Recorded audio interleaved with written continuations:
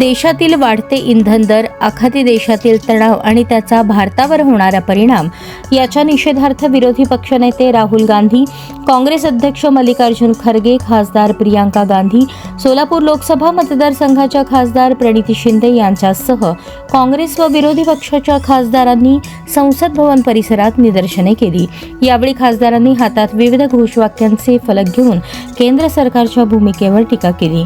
Gulf burning oil shock, Indian standard, India needs leadership not silence, देश को नेतृत्व चाहिए मौन नहीं, मोदी जी कुछ बोलिए, देशवासी गल्फ में फसे हैं अशा आशयाचे फलक आंदोलनादरम्यान दाखवण्यात आले। विरोधी पक्षांच्या खासदारांनी आखाती देशातील तणावामुळे वाढलेल्या तेल दरांच्या देशाच्या अर्थव्यवस्थेवर होणारा परिणाम आणि परदेशात अडकलेल्या भारतीय नागरिकांच्या सुरक्षिततेचा प्रश्न उपस्थित केला।